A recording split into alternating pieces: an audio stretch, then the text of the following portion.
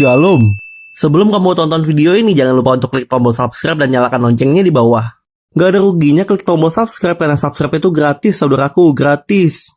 Ayo dukung channel Rohani ini untuk tetap eksis di YouTube dalam menyebarkan kebenaran tentang firman Tuhan, dan nama Tuhan Yesus saja yang dipermuliakan. Haleluya. Shalom. Sampurasun. Wilujeng sonten sadayana. Hatur nuhun sadayana parantos. Tong dijawab terus atuh. Moal eureun-eureun kira-kira. Hatur nuhun sadayana parantos kempal di dieu kangge ngadoakeun khususna Rama Hilman supados sehat. Punten abdi bade nyarios ngangge bahasa Indonesia wae. Upami bahasa Sunda engkena kos tukang kurupuk bahasana gitu ya. Bapak Ibu yang terkasih, lilin kedua adalah lilin kesetiaan dan cinta yang dinyalakan. Dalam bacaan nubuat Baruk jelas sekali dikatakan Allah itu adalah Allah yang setia.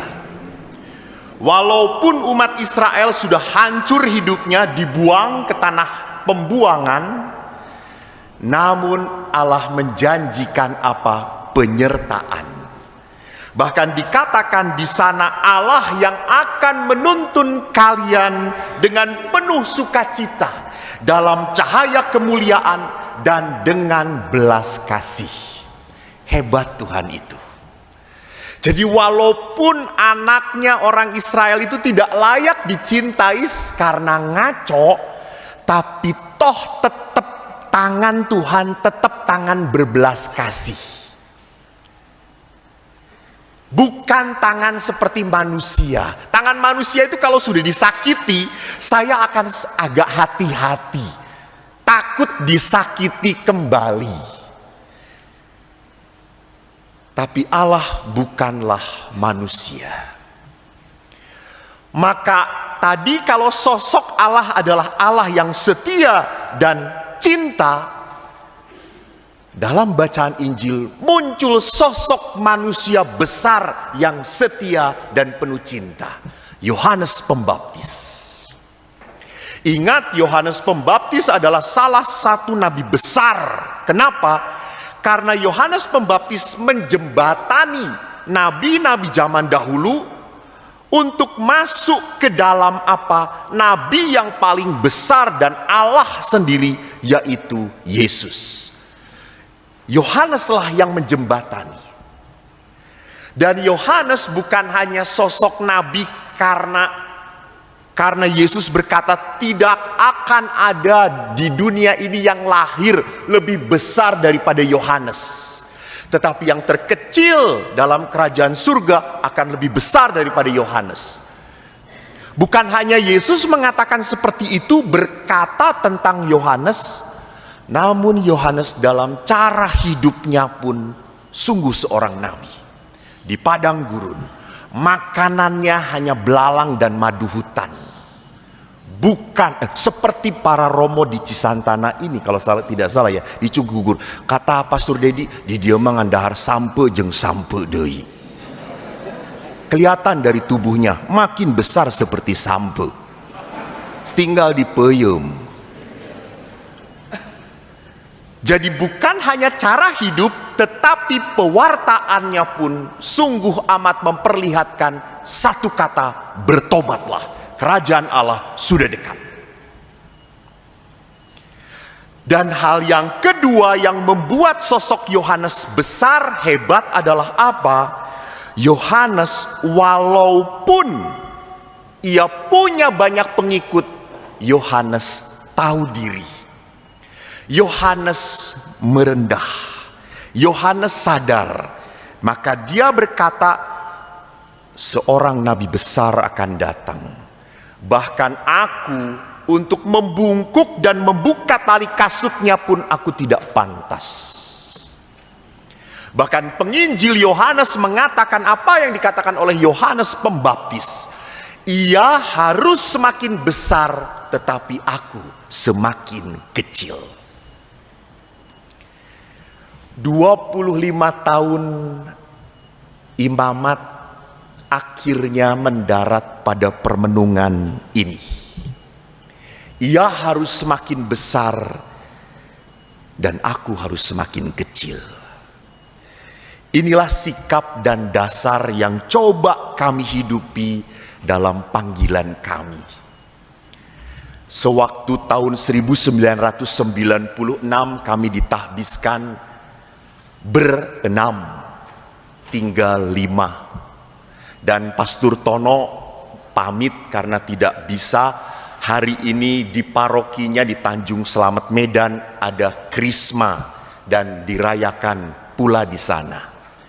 Romo Danang mengatakan maaf, di paroki sedang ada acara yang tidak bisa ditinggalkan. Tinggallah Trimas Kentir. Dari Trimas Kentir ini yang paling kentir adalah saya. Kentir kedua Romo Dedi. Romo Fikjen lebih atas. Saya tadi waktu berdengar Pastor Romo Fikjen, ada umat dari Jakarta. Aduh, memalukan saya. Dia berkata, ini tuh Romo. Fikjen, cek saya teh. Itu teh percis di bawah Tuhan Allah, tong macem-macem gitu ya. Saya dikutuk paeh saya gitu ya. Dan kami ditahbiskan bulan Desember, sedangkan Pastor Hendra, Monsinyur, Pastor Tarpin, dan Pastor Rosa itu ditahbiskan di bulan Juli, di mana kami ditahbiskan diakon pada saat itu. Memang kami satu angkatan tetapi beda. Takut apa? Takut penuh. Karena kalau bayangkan begitu banyak yang ditahbiskan, gereja tidak ada yang muat.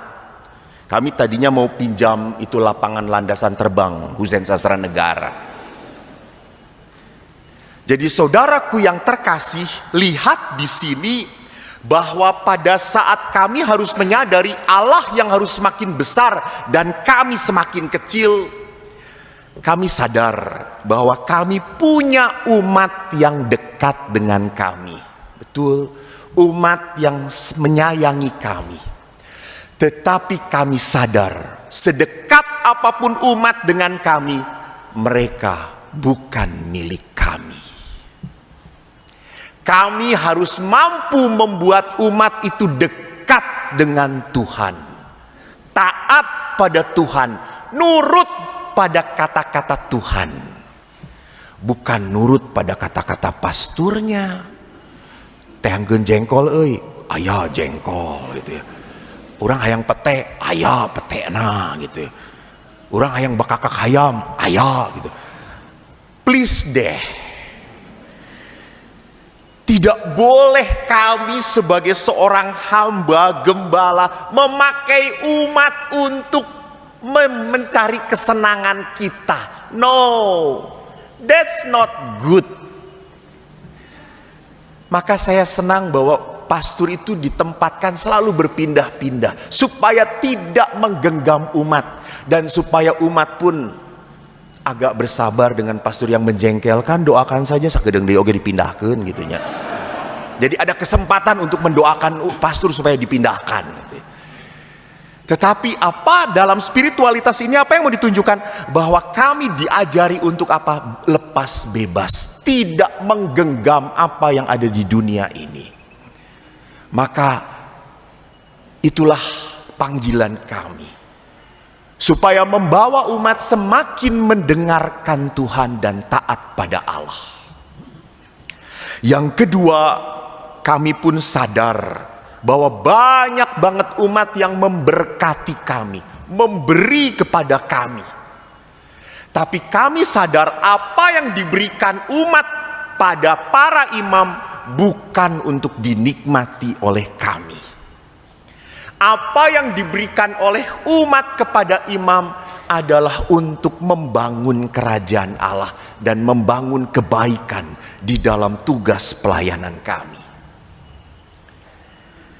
Kemarin begitu bahagianya saya ke Pulau Nias dan bertemu dengan seorang pastor senior. Pasti umat sini tahu banget dengan namanya Rama Kupens. Sampai sekarang, dari dulu dan sampai selama-lamanya, Rama Kupens ini terkenal baik banget. Suatu hari beliau katanya beli bensin. Tegadu artos. Seep. Dan akhirnya dia bayar bensin pakai apa? Pakai bodreksin. Dan dia berkata, saya bawa bodreksin. Ya sudah, ama, nggak apa-apa, pakai bodreksin saja bayarnya. Dan setelah itu ada orang yang datang, ama, ada pastor, ini untuk intensi ya, tolong doakan. Dikasih amplop, dia lihat, lumayan, ada gambar warna biru. Dia bawa, mengunjungi umat yang lain. Pastor, kami sudah lama ndak makan, pastor. Ambil, habiskan. Ndak apa-apa, jangan sampai kamu tidak makan. Pulang ke rumah itu kan harus setor kepada ekonom. Ekonom tanya, mana? Teu aya, seep. Inilah semangat seorang imam yang harus kami teladani. Apa yang diberikan kepada umat sekali lagi untuk membangun kerajaan Allah di dalam pelayanan kami. Dan yang terakhir, Bapak Ibu yang terkasih, kami para imam sangat sadar. Kami bukanlah seorang yang suci. Kami jauh mungkin dari kekudusan. Kami bukan orang-orang yang hidup tanpa noda dan dosa. Kami hanyalah manusia biasa. Kami mudah jatuh, kami mudah tergoda, dan kami mudah rapuh juga. Maka para umat, tolonglah, kalau melihat kerapuhan kami, janganlah gosipkan kami. Jangan perlu diomong-omongin. Tidak perlu. Sapalah kami, ingatkan kami sebagai seorang yang mencintai dan bersahabat dengan para imamnya. Upami teu didangukeun Rama kumaha? Teras, ulah ditakol. Teu kengeng. Upami teu didangukeun teras, nyarios engke oge da cepilna berem nyalira gitu, capeun. Jadi tegurlah kami sebagai seorang sahabat yang mencintai panggilan kami. Dan yang kedua, umat yang terkasih, jangan pernah tinggalkan para pastor sendirian. Kala kami sedang putus asa, kala kami sedang kehilangan arti hidup kami, sertailah kami dengan doa-doa Anda. Kami percaya doa-doa Anda lah yang membuat kami mampu untuk tegak kembali. Doa-doa Anda lah adalah sumber penghiburan bagi kami. Dan saudaraku, mari kita berjalan bersama di dalam menapaki panggilan hidup kita masing-masing. Kami sebagai seorang religius dan Anda yang hidup sekeluarga, ataupun Anda yang hidup single, mari kita berjalan dengan moto, biarlah Allah semakin besar dan kami semakin kecil. Maka pada malam hari ini kami ingin mengenang 25 tahun yang lalu. Kami dulu, saya ingat Pastor Hilman, Pastor Dedi, saya waktu 25 tahun yang lalu laletik kabeh, laletik aralit salirana. Sekarang rupanya buah-buah pelayanan 25 tahun. Gembil sadayana, lucu sadayana. Maka nanti untuk mengucapkan, ih lucu Rama gitu ya. Saudaraku, kami bersama ingin merayakannya di Cigugur. Ditanyakan kenapa di Cigugur. Pertama di Cigugur itu Rama Dedi adalah Rama paroki. Dan yang kedua Rama Dedi ini adalah asli dari Cigugur. Maka kami ingin merayakan di Cigugur. Naon hubungan nanya Dedi? Namun yang ketiga adalah apa? Di Cigugur umatnya sangat sederhana. Dan semoga kesederhanaan itu selalu mewarnai perjalanan hidup kami sebagai seorang imam. Sekali lagi saya berterima kasih kepada Bapak Ibu semua yang jauh-jauh dan yang dekat-dekat dari sini saja. Berkumpul bersama mendoakan kami. Kalau Anda mencintai kami, sekali lagi malam ini silahkan rosario satu kali untuk kami. Ulah seri serius ya teh. Bapak Ibu, mari kita jalani panggilan hidup kita dengan berkata, biarlah Allah semakin besar dan kita semua semakin kecil.